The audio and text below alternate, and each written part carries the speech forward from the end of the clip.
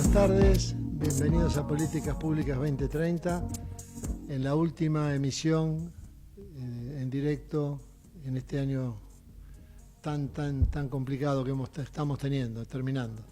Bueno, y hoy con mucho calor, más de 32 grados, hay, se esperan 34 según el Servicio Meteorológico Nacional. Bueno, estamos llegando a la época que hay que esperar el calor, ¿no? Y bueno, ya está conectado el doctor Jorge Neira, recientemente nombrado, y lo vamos a felicitar acá al aire, como el director de la Academia Nacional, el presidente de la Academia Nacional de Medicina de Buenos Aires. Y está también en el programa el doctor Rubén Torres, presidente de IPECSA, y se va a conectar en algún tiempito, en unos momentitos, el doctor Leverstein, está previsto, y Miguel está un poco demorado, pero va a participar también. Así que buenas tardes. Hola, Horacio, muchas gracias por tu presentación. En realidad es para el próximo bienio, 2006-2008, así que esa es mi designación, así que gracias igual por la anticipación, digamos. Hola, Rubén, ¿cómo estás? Hola Jorge, buenas tardes y felicitaciones, muy merecida designación. Muchísimas gracias, Rubén. La verdad que viniendo de vos es un honor, igual que viniendo de Horacio, ¿no? En realidad es más responsabilidad. Todas estas cosas tienen que ver con la responsabilidad que uno tiene que asumir para llevar adelante un proyecto, ¿no? Así que, por suerte, digamos, la gente que me acompaña está más entusiasmada que yo, así que, así que eso me genera como una cierta tranquilidad, ¿no? Tranquilidad que uno tiene con quién hacer las cosas. Rubén, yo me quedé pensando ayer algo que me parece que es muy interesante y que la gente desconoce, ¿no? Que es cómo está la situación actual hoy. Medicina privada, obras sociales y atención pública. ¿Y qué pasa cuando un trabajador entra a trabajar a un lugar? Supongamos que ahora con la nueva ley laboral presuntamente va a haber mayor cantidad de ingresos de puestos de trabajo y tiene que elegir a dónde se tiene que atender. ¿Cuáles son las condiciones? Porque están apareciendo ahora situaciones de que yo me anoté en uno y que en realidad quería estar en otro. Y toda esta situación que la gente en realidad desconoce, que vos que sos un gran conocedor, un enorme conocedor de la seguridad social, me parece que podrías ir clarificando, ¿no? Es decir, ¿cómo está hoy la situación a la luz de las últimas decisiones políticas? ¿Cómo está la situación de los privados, de la seguridad social y del sector público? ¿Y qué va a pasar con el tema de cuando un trabajador quiere elegir su cobertura médica? Bueno, mira, Jorge, para en primer lugar dar una pincelada global, Claro, esa es la idea. yo diría que estamos en un fin de un ciclo en el sistema de seguridad social, es decir, la seguridad social que nosotros conocimos, básicamente bismarquiana, con su característica central de solidaridad, ha terminado el proceso. Esto fruto de una serie de modificaciones que se han producido no solo en este gobierno, sino también en gobiernos anteriores, y las últimas modificaciones han terminado de sepultar esa lógica de la solidaridad. A Exacto. ver, ¿por qué digo esto? Más allá de que el principio de solidaridad, que es clave en el sistema de seguridad social, se rompe cuando, por ejemplo, los subsidios favorecen en igual forma a entidades que tienen ingresos muy superiores, a veces entre 3 y 4 veces, a los que tienen otras entidades. Esto es lo que es el sistema. Pero vayamos al hombre de a pie, al hombre que, como Claro, vos claro. decís, eh, A la audiencia que está escuchando y que por ahí no sabe todo ingresa a un trabajo en relación de dependencia y tiene que elegir su protección. A ver, hay una clara diferenciación, más allá del lugar que las entidades ocupan o iguales, las empresas de medicina prepaga y las obras sociales. Y es que las empresas de medicina prepaga tienen un lógico fin de lucro detrás de su actividad muy elogiable desde el punto de vista de calidad de atención, etcétera, etcétera. Entonces, naturalmente, cuando vos elegís tu prestador, el que te va a brindar servicios a lo largo de tu vida, e incluso pretendés que ese prestador te las continúe prestando una vez que vos accedes a tu jubilación, esto va a ser muy diferente entre la situación de una obra social y de una empresa de medicina prepaga. Porque con lógica, una lógica comercial, no una lógica solidaria, una empresa de medicina prepaga, llegado el momento de tu jubilación, va a cargar en la cuota el riesgo que supone la posibilidad de enfermar en esa época. Y además, con una cierta permisividad, diría yo, de la ley,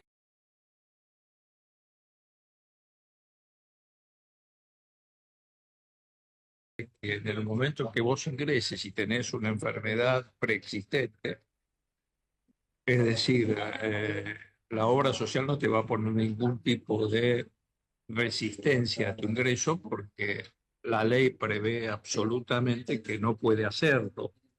En cambio, en el caso de las empresas de medicina prepaga, esto no está tan claro.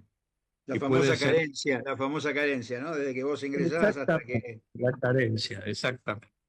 Entonces, bueno, ahí ya tenés dos diferencias muy claras respecto a cuáles son las posibilidades de atención de las necesidades del trabajador. Y después, lógicamente, como todos sabemos, habría mucho más para decir esto, pero con el crecimiento lógico de los costos en la atención de la salud, esto necesariamente va a impactar cuando ese trabajador tenga fluctuaciones de su salario y la derivación de sus aportes y contribuciones no alcance para cubrir el monto de la cuota de la empresa de medicina prepaga. Y esto está próximo a suceder. A ver si anoche se votó el presupuesto en el Parlamento y en unos días se va a comenzar a discutir la reforma laboral. La reforma laboral incluye un punto en el cual se disminuiría en un punto la contribución patronal, que pasaría de Correcto. 6% a 5%. Bueno, naturalmente, quien haya elegido una empresa de medicina prepaga para la prestación de sus servicios de salud, lógicamente, al disminuir ese punto, eso va a estar cargado, digamos, en la cuenta del usuario, ¿verdad? Como diría el tango, en la cuenta del otario, en este caso sería.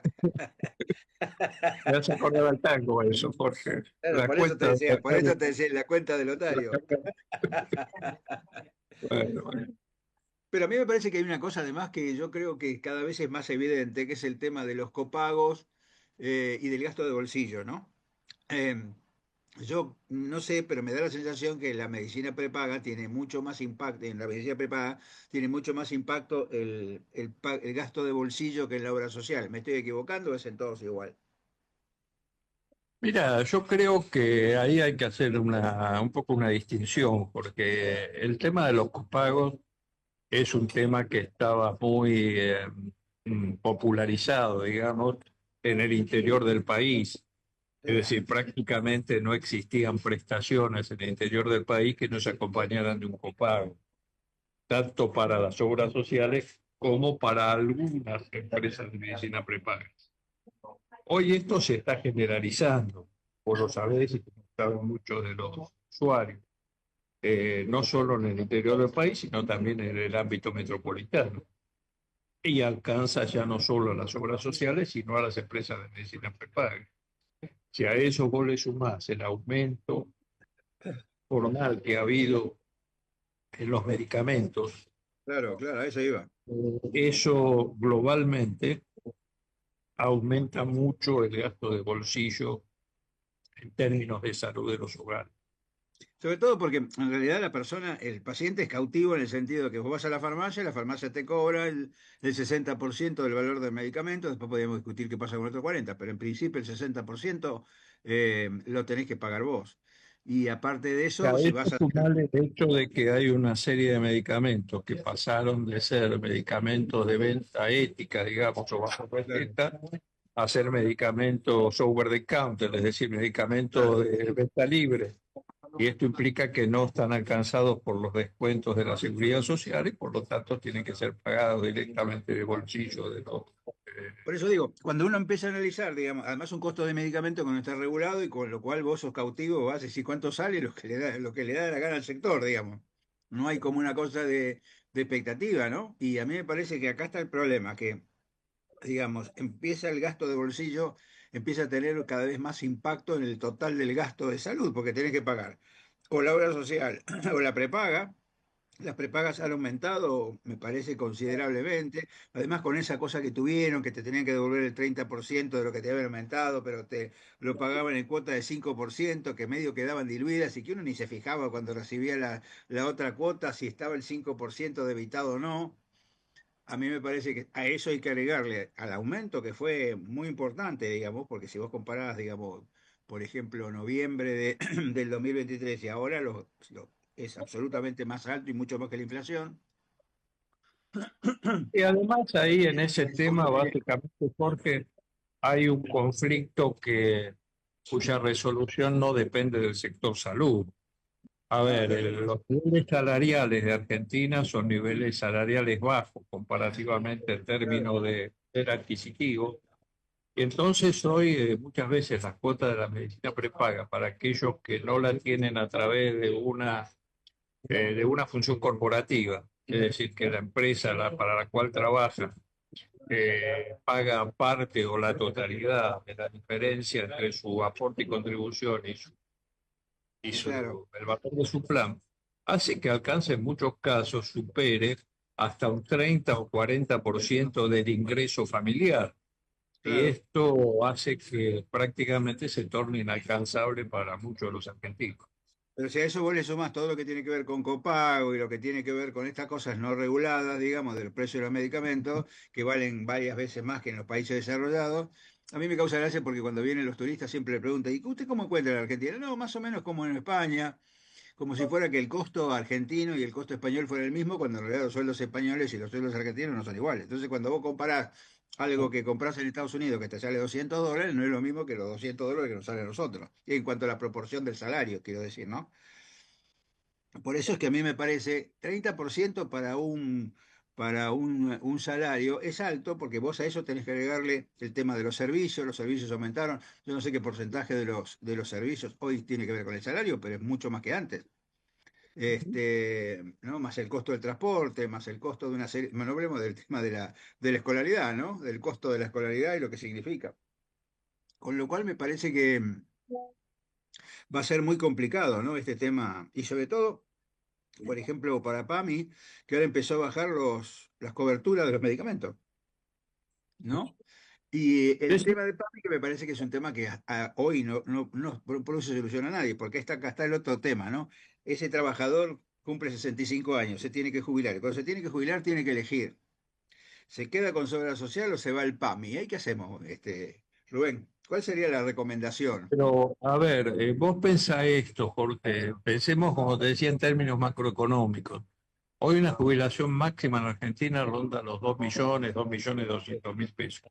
Más o menos. Y un plan familiar para dos personas mayores de 65 años supera 1 millón de pesos, Claro. probablemente, o un Por millón eso digo. doscientos.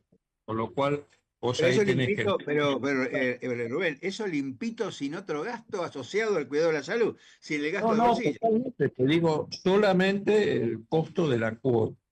Por eso te digo que eso torna inalcanzable para aquellos que no tengan alguna protección corporativa el acceso al sistema. Y esto es otra de las cosas que creo, volviendo a tu pregunta inicial, que un trabajador que se inicia en su actividad debe pensar en función de su futuro, ¿no?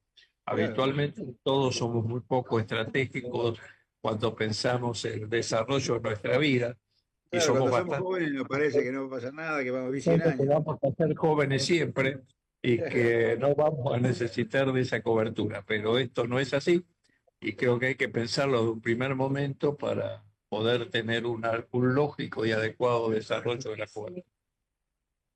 Sí, y otra cosa me parece muy importante es el tema del costo, no solamente el costo de los medicamentos, sino el costo de los insumos, el insumo que es caro, que si no lo tenés no te lo pueden poner, que si no te lo ponen ese, no te aseguran que sea la costo efectividad sea la misma, cosa que no está estudiado en nuestro país. En nuestro país nosotros no tenemos estudios de costo efectividad de la prótesis importada, del stent con droga. Seguramente algunos estudios americanos o internacionales debe haber, pero no se aplican en nuestro país. Todo esto quiere decir que hay mucho gasto accesorio que también termina siendo pago de bolsillo de la persona, ¿no? Porque dice, no, bueno, si no le pongo esta prótesis, yo no le aseguro cómo va, cuánto va a mejorar. Y esto es un problema, ¿no? ¿Vos qué opinás de eso? No, no, sin duda, sin duda. Además es un hecho que la ausencia de una agencia de evaluación de tecnología, básicamente, Claro, la claro. ausencia de un programa médico obligatorio que defina estrictamente estas cuestiones que vos planteás, aumenta la simetría de información del usuario y esto es aprovechado por muchos prestadores, yo diría, muy poco éticos en su conducta. Vos sabés, Rubén, que nosotros en la fundación tenemos bueno, vos sabés que tenemos un registro de trauma que tiene casi 90 y casi 100.000 pacientes, tiene 97.000, pero tenemos otro programa que se llama Pasos, porque en realidad lo que nosotros empezamos a ver es que dentro del tema del trauma, incorporar la fractura de cadera es un problema porque no te genera ninguna forma de mejorar la calidad del paciente, porque la fractura de cadera para nosotros es una enfermedad de la cadera y no es un traumatismo. Es decir, la cadera en principio parece que es más probable que se rompa la cadera y la persona se caiga que se caiga y se rompa. Con esto quiero decir que está muy vinculado con lo que significa la fractura de cadera, con la enfermedad de la cadera, ¿no? La enfermedad de la osteoartrosis de la cadera que genera no solamente problemas a nivel capsular, sino a nivel articular. Y entonces tenemos un registro, hicimos un registro específico de fractura de cadera. Y yo decía, bueno, esto va a ser la primera vez, como pasa en el Reino Unido. El Reino Unido tiene un registro de fractura de cadera que hay que sacarse el sombrero, ¿no? Poco, por ejemplo, como pasa en España o como pasa en Australia. Nosotros tenemos una cosa bastante parecida, lo hicimos con consenso, como hicimos el registro de trauma. Tenemos mucha dificultad para que la gente incorpore los datos en el registro de fractura de cadera, y yo pienso que algo de eso debe tener, digamos, ¿cómo te lo puedo decir de una forma elegante, ¿no? Con la presión que ejerce la industria sobre el tipo y entonces, si vos demostrás que las prótesis nacionales tienen las mismas características que las prótesis importadas, es un problema, porque ahí, digamos, si vamos a la costo efectividad, ahí se podría hacer por primera vez un estudio de costo efectividad con algo que es de todos los días y que tiene un impacto importante en la vida de la persona. Me gustaría Bueno, que... esto que vos señalás, Jorge, tiene que ver un poco con una discusión muy actual respecto del tema del regulatorio y del tema de cuál es el papel del Estado. Es Claro, decir, un Estado inteligente, no un Estado burocratizado como el que tenemos y hemos tenido, pero un Estado inteligente con una agencia de evaluación de tecnología que le dé al ciudadano la tranquilidad absoluta por su independencia, de que aquella prótesis que le están recomendando o que recomienda la agencia cumple todas las condiciones de seguridad que puede brindar, anularía o lograría desarticular muchas de estas maniobras espurias, digamos, que existen respecto del uso de estos insumos. claro, pero es eso, digamos, ¿no? Y a mí me parece que, como decimos siempre, lo que falta son datos para la costo efectividad. Vos hablaste del PMO, ¿no? Que a mí me parece, y el PMO y la agencia, que son dos cosas que deberían ser la guía, digamos, de funcionamiento de un sistema de salud lógico, ¿no? Y sin embargo, ayer lo conversábamos a la noche, la agencia tiene muchas dificultades para que salga. La agencia ya lleva, desde que nosotros hicimos la propuesta, Rubén, ¿cuántos años pasaron? Pasaron como dos gestiones, ya pasaron por lo menos 8 años. ¿Por qué es que la Sí, agencia sí, no le conviene a nadie? Porque yo entiendo que la agencia no le convenga a la industria farmacéutica, que no le convenga a los que venden insumos, que no le convenga, pero no sé por qué, porque en realidad uno puede llegar a acuerdos entre todos como para que, digamos, sea una cosa absolutamente transparente, o es esa transparencia la que no es buena. sí, a ver, Jorge. Pero hay más cosas respecto, básicamente, más allá de la agencia, el propio programa médico obligatorio. Esta mañana en nuestro grupo Medeo se estableció una discusión en el Sí, sí, grupo de WhatsApp la vi, por eso te decía. de una decisión judicial en el cual la obra social provincial de Corrientes, perdón, logró que la justicia fallara a su favor cuando una afiliada solicitaba su atención para una intervención en un prestador preciso de Buenos Aires. Claro. Bueno, esto es fruto, y yo lo decía en el WhatsApp, más allá de la libertad de elección. La libertad de elección no es uno de los valores que tienen los sistemas de salud. Si nosotros tuviéramos un sistema de salud con prestadores acreditados, con profesionales certificados y con guías y protocolos respecto a esto, que Absolutamente. permitiera un nivel promedio de calidad para cualquiera de los prestadores, es decir, la libertad de elección desaparecería como valor posible, ¿no es cierto? Y esto permitiría una cierta confianza, seguridad y tranquilidad para el paciente. Lo que sucede es que hoy hay tantas discrepancias a veces en los niveles de calidad o de entrenamiento de un servicio respecto de otro que se estimula esta situación. Y a veces, aún sin existir esas diferencias, se estimulan a través de mecanismos de marketing que hacen que el usuario, por su lógica asimetría de información, elija a un prestador básicamente en función del marketing que hay alrededor de él y no de su real calidad. Vos sabés que esto que decís a mí es muy importante. Vos sabés que yo soy un fanático de la categorización institucional y la acreditación institucional y de programas, que es acreditar la residencia y la formación profesional, como vos dijiste. Y estos últimos días estuve hablando con gente que trabaja en 3 hospitales que están acreditados por la Joint Commission. Ellos tienen como una percepción diferente de lo que significa la calidad, en el sentido de que están conformes con tener la Joint Commission, con con toda la presión que le ejerce la Joint Commission, porque vos con la Joint Commission tenés que tener una serie de parámetros y tenés que cumplir con los parámetros, si no te sacan la acreditación. Y en general están conformes, y hasta te diría que tienen cierta conformidad, no total, porque bueno, viste, el tema del salario de los profesionales es algo que es lamentable, como ha descendido, pero de cualquier manera dentro de todo tienen como una sensación de estar cubiertos y de estar protegidos, ¿no? Ahora, yo lo que no Pero puedo a ver, entender desde hace seamos claros, muchos ¿por años, qué? La Joint Commission no es la Autoridad Sanitaria Nacional. Es no, decir, ya el lo que sé. tendría que otorgar esta seguridad a los ciudadanos es Bueno, la Autoridad Sanitaria a Nacional. eso voy, a eso voy, eso es lo que te quería preguntar, ¿no? Lo Es que yo te iba a decir, a ver, decir, porque a lo que venía de ninguno, la pregunta, lo que venía de lo que te estaba comentando es, ¿por qué en estos últimos años no hubo ninguna, porque yo esto lo vengo diciendo hace 12 años por lo menos, no hubo ninguna movida salvo, digamos, Claudio, nosotros ayer hicimos la entrega de diplomas y qué sé yo, y yo le invité a Claudio porque ayer se entregaron los diplomas de la primera capacitación especializada, autorizada por el Ministerio. Y me pareció que bien que estuviera, no solamente él, sino Marcelo García Diego, que no pudo venir porque vive en Bahía Blanca, pero me pareció bien que estuvieran porque ellos fueron los que lo permitieron. Y Claudio tenía el programa, el CINECAS, el programa del Sistema Nacional de Calidad en Salud, que me parece que era como una avenida, digamos, hacia la acreditación. Pero la acreditación nunca se habló, no se volvió a hablar. Porque en realidad, mira, nosotros en el año 2010 hicimos un documento, un consenso con 19 sociedades científicas para categorizar los centros de trauma del país. Por supuesto, centros de trauma todavía no hay, porque en el año 2010, hace 15 años que lo presentamos, y son cosas absolutamente posibles, porque no es que vos decís, no, bueno, lo que pasa es que ustedes tienen un nivel, es absolutamente posible porque se hizo con ese criterio, con un criterio inclusivo, no con un criterio exclusivo.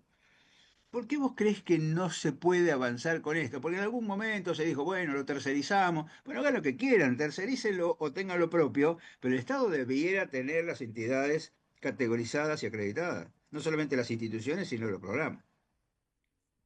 bueno, vos sabés, Jorge, que yo desde hace muchos años trabajo en el tema calidad, tuve el honor de Por eso, presidir por eso. el Ya CENO, sé. que es el Centro para la Normalización y Acreditación en entidades de salud, todavía sigo ligado a él. Y como para brindar una luz de esperanza en esto que vos decís, ¿no? Yo creo que, y coincido contigo, en que la actividad del doctor Ortiz en el ministerio y esa gestión avanzaron mucho en el tema calidad, crearon el CINECAS, crearon un registro de entidades acreditadoras, del cual el SENAS forma parte, y llamativamente, y más allá de que coincido contigo en que se ha abandonado, digamos, el énfasis en el tema desde el punto de vista del ministerio, se ha creado una cultura de calidad que ha hecho, y nosotros lo vivimos en el SENA, que muchas entidades sigan muy comprometidas con el tema de la mejora de la calidad. Afortunadamente, yo creo que eso abre una luz de esperanza importante. Y respecto de quédate ahí, Rubén, que tenemos que pasar al próximo bloque porque tenemos que hacer el corte, pero me parece que este es el punto que tenemos que discutir más adelante. con mucho gusto. Jorge, creo que va a ser un aviso, sí, no, Miguel está con compromiso que pensaba poder estar, pero no va a estar. Y Leverstein tampoco puede. Entonces, seguramente después del corte nos va a acompañar el doctor farmacéutico Daniel Alvarado y quizás va a hacer un aporte para saludar el fin de año también, y el Jorge Iapichino. Pero bueno, eso lo vamos viendo minuto a minuto. Vamos al corte. Vamos al corte.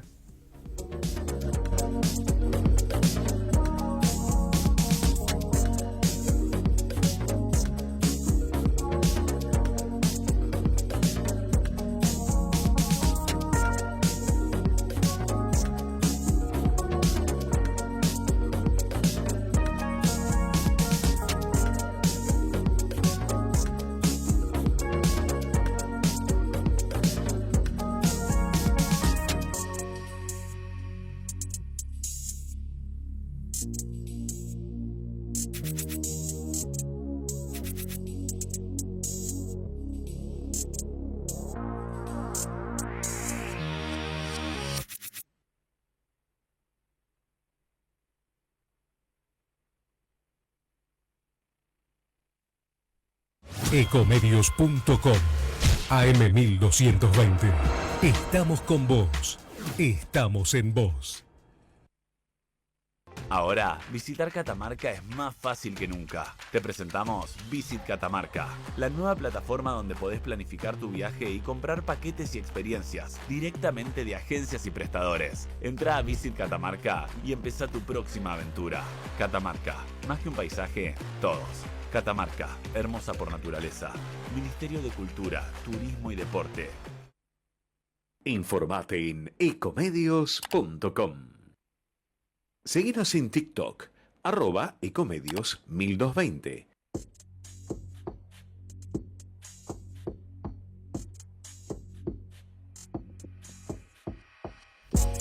Bueno, y cumplido el corte comercial, volvemos, continuamos con el programa, en este que es el último programa de este año.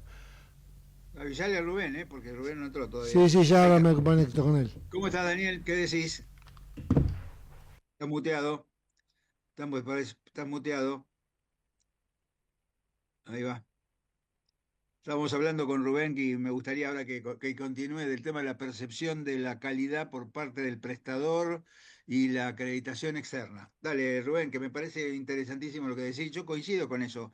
El problema es que me parece que, como todas estas cosas, la acreditación lo único que te da es como la certificación y la revalidación, ¿no? Uno va, certifica, revalida y después te dice, bueno, ¿y qué logro yo con esto? ¿Logro que me paguen mejor? ¿Logro que me manden pacientes que de una complejidad que me permite facturar de una manera diferente? ¿O no me dejan hacer algún procedimiento porque no tengo la acreditación necesaria? Me gustaría que vos comentaras eso, Rubén. A ver, buenas tardes, Daniel, ¿cómo estás? Hola Rubén, hola. Ahora sí, ahora sí. A ver, Jorge, yo te decía hoy cuando vos comentabas lo de la Joint Commission, te decía que la responsabilidad no es un problema ni de la Joint Commission, ni del SENAS, ni de editades, ni de las entidades que realizamos la acreditación. Y es más, hasta hoy yo no tengo dudas de que es injusto que en Argentina se le pague lo mismo a prestadores que están acreditados que a prestadores que no están acreditados. Así es. Ahora también hoy se me plantea la duda ética de si se debe pagar por esto, porque la obligación de la Autoridad Sanitaria Nacional sería solamente permitir que trabajen en el ámbito de la prestación de la salud aquellas entidades que cumplan todas las condiciones de calidad y seguridad del paciente. Porque, a Yo ver, coincido con lo que decís, ¿eh? Coincido con lo que decís. Fíjate que de una forma de diferenciar el pago es de acuerdo a la complejidad de la patología que podés tratar. Y esa exactamente, patología que podés tratar debe de tener distinta pero no modulación, a la digamos, no sé. calidad. Porque, a ver, traslademos esto al medio aeronáutico. Es decir, Claro, la Autoridad Internacional de Aviación no permite volar a ninguna línea aérea que no cumpla condiciones elementales establecidas por esa institución para poner un avión comercial en el aire. A nadie absolutamente. se le ocurriría poner un avión sin esta acreditación. Y a nadie de nosotros que volamos frecuentemente se nos ocurriría subir un avión que no tenga esta condición. A mí me Ahora gusta sí, ese ejemplo que das del avión, pero vos fíjate que el avión es como si fuera el piso, ¿no? Es decir, menos que eso no se puede, más tampoco, porque la diferencia sería entre eso y un cohete pero interestelar, como voy a lo lo que digo en vos alguna planteabas. oportunidad. Vos me Pero decís, en los claro, hospitales hay distintas complejidades. Vos podés tener un hospital que está suponete haga bien. trasplantes, cirugía En el avión, cardiovascular, que en el atienda. avión también las hay, porque vos podés pagar un business, podés pagar Ah, sí, obvio, claro, tenés turista razón, pulso por claro, un turista, y vas a tener una diferenciación respecto a las condiciones de confort, de comida, claro, de claro. Sí, etcétera, sí, sí, etcétera. Y ahí puede estar la diferenciación, pero todos tienen la misma condición de seguridad, todos salen al mismo tiempo, todos llegan al mismo tiempo, y todos vuelan en la condición de seguridad absoluta que establece la absolutamente, autoridad, claro. la Eso es autoridad innegable, nacional. Y claro. bueno, yo creo que esto se debiera repetir en una actividad tan importante como es la salud. Sin embargo, vos lo sabés muy bien en Argentina hoy. Esto no es así. Y ¿No? La verdad lamentablemente el paciente no tiene, digamos, condiciones ni información suficiente para poder establecer la elección. Por eso hablan de la libre elección. Bueno, la libre elección en base a qué? A la claro, simpatía que puede establecer con el profesional, etcétera, etcétera, pero no respecto a las condiciones de seguridad que una institución brinde respecto de esta situación. yo cuando hacía consultorio le preguntaba a los pacientes por qué había venido a verme a mí. Ah, doctor, dice, yo me fijé y el que me quedaba más cerca era usted. No, le digo, usted está bien, le digo, eso no le asegura que yo lo atienda bien. No, bueno, pero por lo menos empecé porque el que me quedaba más cerca. Y esto es así, porque lo que vos Bueno, decís, hay, en hay Estados Unidos, cuando vos te tenés una que hacer encuesta algo en de hace Estados muy Unidos, poco tiempo de una entidad que establece las condiciones, le pregunta al paciente las condiciones porque él elija a su prestador. Y vos sabés que las dos condiciones más frecuentes son la cercanía claro, y claro, la segunda es el tiempo mínimo para acceder a un turno. Y esto claro, no tiene nada que ver con la calidad. absolutamente.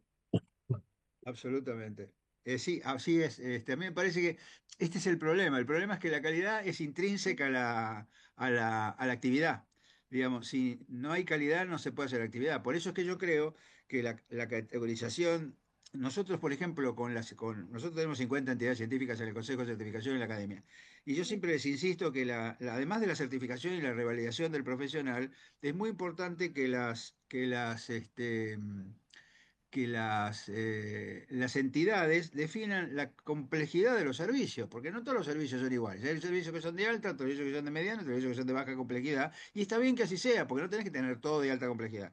Porque eso te permitiría vos manejarte después con a quién mandás a dónde para que le tengan. Vos sabés que hay una cosa que tiene mucho que ver con la calidad, que es el volumen. Cuando vos tenés un volumen alto, en general, la calidad de prestación es mejor porque tenés una experiencia importante. De hecho, en Estados Unidos, para acreditar algunas cosas, tenés que mostrar el volumen que tenés. Así que a mí me parece que eso es importante, pero por algún motivo eso es algo que no se ha generalizado y que uno no ve ningún proyecto, digamos, en ese sentido, ¿no? Rubén. No, sin duda, porque cuando hoy yo hacía referencia al programa médico obligatorio, a la falencia que nuestro programa médico obligatorio tiene, más allá de los alcances de la cobertura, está también este problema que vos planteás, ¿no? Que es los términos de entrenamiento. Es Claro, decir, vos, en las condiciones en que está planteado el programa médico obligatorio, podés ir a realizarte una prótesis de rodilla con un señor que se recibió ayer y claro, que realizó una sola prótesis de rodilla, o con un señor que tiene, no sé, 300 prótesis de rodilla. Un buen claro. programa médico obligatorio tendría que indicar cuál es el nivel de la cobertura, pero además quiénes son los que están autorizados para realizar determinadas prestaciones. Absolutamente, claro, claro. Así debería ser. Sí, yo creo que eso sería bueno, pero para todo eso me parece que lo que faltan son datos, ¿no? Yo creo que, decime qué hospital, salvo el italiano, salvo, no sé, el alemán, no sé qué Ah, grado yo, de... perdóname, Jorge, que no coincida con vos en esto. Yo no creo que sea un problema de falta de datos, es un problema más grave, es un problema de falta de voluntad, porque los Sí, datos se pueden reunir fácilmente, ¿viste? Lo que falta es la voluntad de actuar de forma inteligente desde el punto de vista de la regulación de este tipo de sí, cosas. Y como esto favorece algunos intereses particulares, bueno, lamentablemente sucede lo que sucede en Argentina. sí, sí, tal cual. Bueno, a mí me parece que es una pena, porque, digamos, uno venía con la línea del Cineca diciendo, bueno, esta es la patada inicial, ¿no? La patada inicial es decir, sobre esta base de sustentación nosotros podemos trabajar en muchas cosas, porque dentro de las cosas que se hacían, en reconocimientos locales a la calidad para algunos programas, no era una acreditación institucional, pero de alguna manera era una cocarda que vos te ponías, digamos, que, bueno, ya sabías que tenías un reconocimiento y que además como es de acceso público, todo el mundo podía saberlo. Así que a mí me parece que en ese sentido era un avance. Y eso, como siempre, se queda en el tintero, porque eso desapareció, digamos. Nadie más habló de Cinecas, nadie más lo llevó Pero de adelante. cualquier forma, te reitero, Jorge, no perdamos el optimismo, ¿eh? La idea de la calidad como una cultura ha aprendido en muchos de los prestadores. Nosotros lo vemos desde nuestro trabajo en Sena, que hay Claro. una intención muy fuerte de los prestadores de avanzar en el tema calidad, cosa que me parece magnífico. Eso sería buenísimo. Vos fíjate, por ejemplo, dentro de vos lo sabés porque fue el SENA, el hospital de Gonet, el hospital está acreditado por el SENA y además tuvo un crédito del PNUD. Cuando nosotros tuvimos el PNUD en la ciudad de Buenos Aires, que yo era director en ese momento de emergencia, justamente lo que nosotros veíamos como referencia era el hospital de Gonet. Y yo charlé mucho con Figari, digamos que era el director de Gonet en ese momento. Y la verdad que tuvimos una experiencia muy interesante porque fue un hospital público el que estaba acreditando, no el hospital privado que se supone que tiene. Bueno, eso es lo que uno pretende. Por eso cuando yo te decía que el modelo SAMIC de hospital tiene una característica como para ser un hospital no de autogestión, sino de gestión desconcentrada en el sentido de que puede manejar como el Garrahan y como otros, como el Balestrini, como el Bicentenario que pueden manejar las cosas de esta manera serían los modelos prestacionales. Ahora, modelos prestacionales tenemos, instrumentos tenemos, ¿por qué no podemos avanzar en esa línea, no? Me parece que ese es el déficit que nosotros tenemos en este momento, ¿no? No digo el único, pero digo, es uno de los Sí, déficits que tenemos, ¿no? totalmente de acuerdo, Jorge, pero vuelvo a reiterar el tema de la esperanza. Vos mencionabas esto del hospital público, nosotros tuvimos en este año 2025 con el SENA la suerte de acreditar el hospital del Bicentenario de Esteban Echeverría, Sí, claro, un claro. hospital público de un nivel de complejidad muy importante, que trabajó muy fuertemente en el tema y sigue trabajando en el tema calidad. Acaba de ser premiado en el último foro de fidelidad del paciente que se realizó en el Hospital Austral hace un mes atrás. Y esto, bueno, son signos, te reitero, de esperanza en este sentido. Sí, ojalá que sea así, y a mí me parece que esa es la línea, ¿no? La línea es enfatizar la necesidad de la certificación, la revalidación, porque fíjate que la certificación y la revalidación del profesional está vinculada a la acreditación institucional, porque vos para acreditar una institución tenés que tener al personal certificado y revalidado, no es que si tenés que tener un porcentaje, tenés que tenerlo a todo. Y a mí me parece que esas son cosas que van de la mano porque son sumatorias, ¿no? Bueno, le damos la bienvenida a Daniel Alvarado, que está ahí con el No, Empire State atrás, estás con el Empire State. muy, muy Tenemos claro un mensaje de Bordone. ¿Para que tenemos un mensaje de Bordone? ¿No lo querés leer vos, Horacio? Que estás ahí con los parlantes. Si no, lo leo yo, pero léelo vos, Horacio. A ver. Horacio me manda mensajito, pero no. Dice Borrone, Sí, estoy estaba escuchando el muy... programa y quiero destacar la impecable y valiente descripción de la situación actual del sistema celular efectuada por Rubén y por Jorge. Cuando uno escucha esto genera estremecimiento y profunda preocupación hacia dónde navega nuestro sistema de salud, abandonando el principio bismarquiano de solidaridad y equidad. Así que Lo esto es manda para que... Borrón eso. Sí, sí, lo manda Borrone, Y por te eso le digo, decía si es lo el quería leer. 5% de lo que mandó. Bueno, si tenés algo más para leer, decilo, antes de darle No, la palabra a Dani. no, ahora te lo copio porque Bueno, para dale. no Bueno, decirte. Dani, Listo. No, agregando lo que ustedes decían, lo que decías vos, Jorge y Rubén, eh, entiendo porque ya lo hemos hablado el tema cuando va a hablar de los datos. Por ejemplo, en el sector que a mí un poco más me toca profundizar, que en el tema medicamento, te puedo asegurar que lo que sobran son los datos.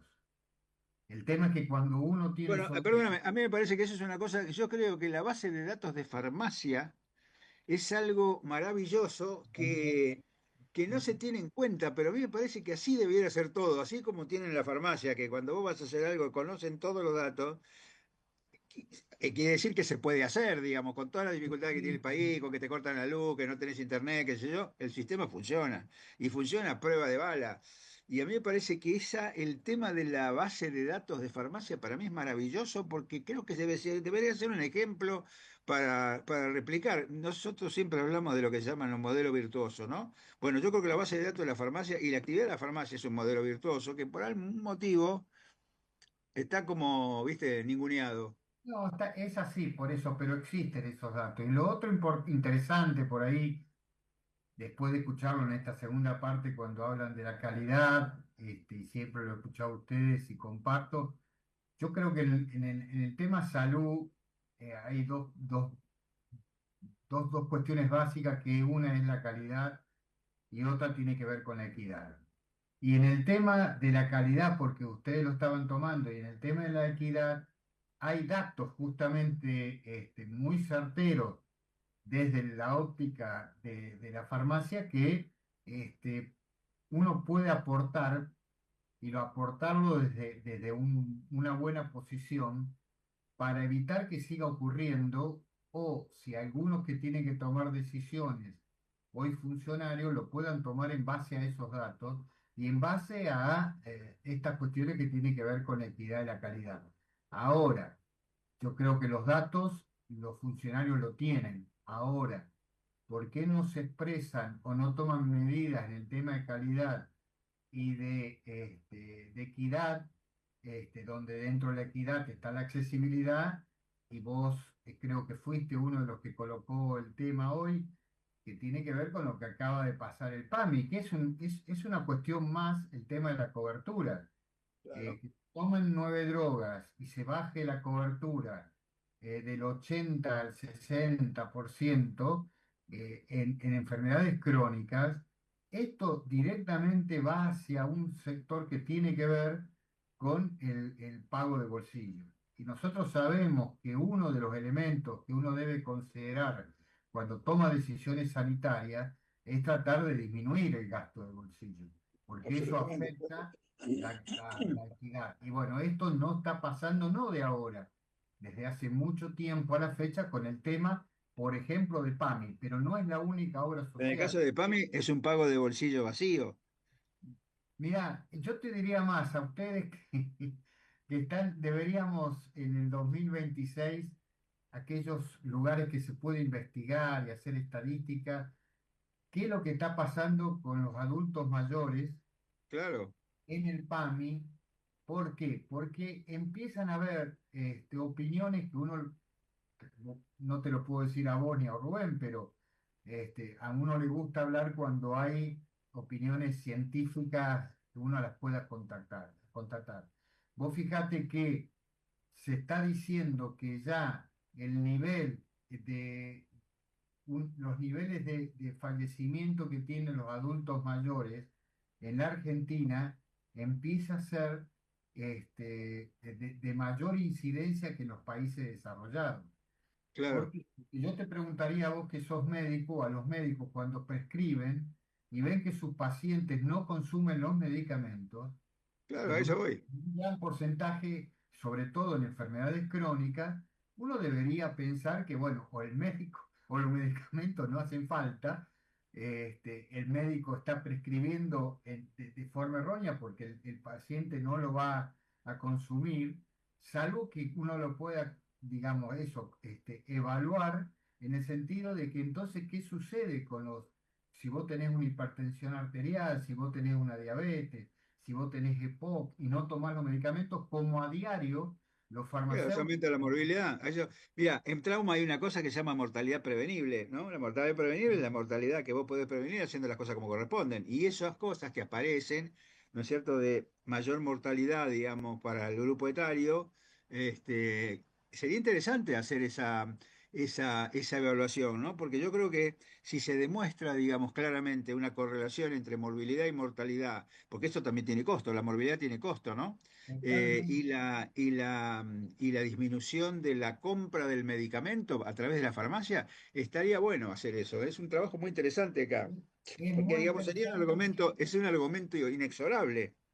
Tal cual. Yo creo que la farmacia, ojalá lo pueda realizar, los datos lo tiene, y es un dato que ya te digo, desde el punto de vista sanitario, como también vos decís, tiene un efecto, que tendría un resultado, a mi entender, hoy hacia lo que yo estoy diciendo, y por supuesto a todo aquello que conlleva, porque digamos, al financiador, esto le genera también más gasto. Es decir, una Obvio, por persona que eso no voy. está controlado, Esto es lo que yo siempre hablo de la costo efectividad, ¿no?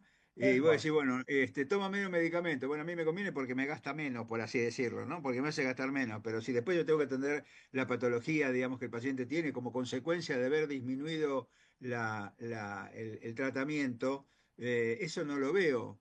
Lo que pasa es que este país lo que se ha caracterizado siempre es para el análisis de costo, ¿no? De costo-efectividad, ¿no es cierto? En los estudios, porque no me Totalmente, parece.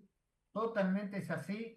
Y la tendencia a volver a la época de los 90 de volver a la cápita, como está atendiendo muchas obras sociales, donde a vos te pagan y vos atendés lo que sea, es peligroso si no hay Claro, una claro. forma de controlar esto. ¿Por qué? Porque yo te puedo asegurar, y ojalá no lo quiera hablar por mi farmacia, pero sí uno lo debería hacer en un campo importante de mayor cantidad de farmacias, que de 5 recetas, una no se la lleva el jubilado por un tema de accesibilidad, porque no lo puede pagar. Y no sé si no está muy por encima de esto. Con el cual estamos hablando verdaderamente de problemas muy serios, que desde el punto de vista de la salud uno debería ocuparse y por lo menos tratar de llegar a evidencias donde, digamos, lo que uno ve a diario, uno lo quiere aportar para que, si hay algo mal, que pueda cambiar para bien. El problema es que hoy no hay ninguna interacción con quien decide. Y esto no Claro. es lo mismo en un Estado. El Estado, después si es privado, el financiamiento si es público, sería otra discusión, pero el que es funcionario tiene una responsabilidad de mejorar la situación.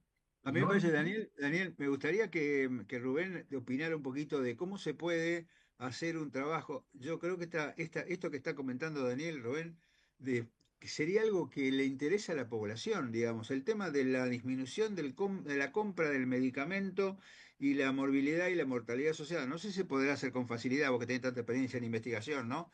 Pero me parece que esta sería una forma clara que la gente entendería porque es algo que se cae de maduro, digamos, no es que necesitas tener un conocimiento epidemiológico y estadístico para entender lo que está diciendo Daniel.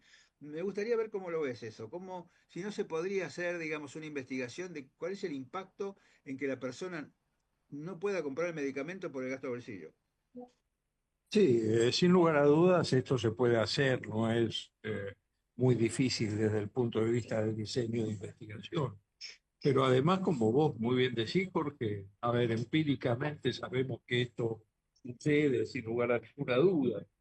Y la prueba de esto es que la, perdón, que la OCDE en su anuario ha tomado una serie de nuevos indicadores respecto a la calidad de los sistemas de salud, más allá de los que naturalmente conocemos, mortalidad materna, mortalidad infantil, expectativa de vida. Ha tomado como uno de los indicadores, por ejemplo, el seguimiento o la adherencia al tratamiento en las enfermedades crónicas. Claro. Y bueno, esto tiene mucho que ver con el modelo de atención que los sistemas tienen. Es Pero decir, como donde hablamos ayer, ¿no? Pero Rubén, como hablamos ayer anoche, el tema de visibilizar el tema, porque para nosotros está clara la situación y claro, a nosotros el estudio no nos va a agregar ningún dato que no esperemos, ¿no? Probablemente. Quizás siempre aparece algún datito que tenga importancia, pero en general uno sabe lo que va a dar, ¿no? Lo que dice Daniel es la realidad y uno la conoce. El problema es que la gente no lo conoce y quizás esto es lo que uno tendría que empezar hacer visible para que la gente vea qué le pasa cuando no compra el medicamento digamos, y hacer entender, digamos, al Estado que si no compra el medicamento, esto le va a generar, digamos, un gasto mucho mayor a los prestadores en sí, pero general, ¿no? vuelvo sobre lo mismo, Jorge. Más allá de que, por supuesto, hay que hacerle conocer al público esta situación, es decir, hay que hacer reflexionar al diseñador de política sobre este tema, Obvio, porque, obvio. a ver, esto Pero, tiene que ver con el modelo de atención que adoptemos, ¿viste? Es decir, obvio. hace unos días leí un artículo muy interesante que salió en el New England Journal of Medicine y tiene un título muy atractivo, ¿no? Es una crítica, un análisis y una crítica que hacen dos economistas de la salud de Harvard sobre el sistema de salud norteamericano, ¿no? Y el título del trabajo es algo así como ¿cómo podemos hacer para que se pueda ganar dinero mejorando la salud de la gente, ¿no? Porque Claro, la crítica que ellos hacen es a que el sistema americano, norteamericano, básicamente gasta mucho dinero, pero no ha logrado mejorías que estén indicadores. vinculadas al volumen de gasto que tiene. Y creo que ahí está un poco la clave del tema, ¿no? Es decir, nosotros podemos, te reitero, sí, llegar al usuario, explicarle esto y demás.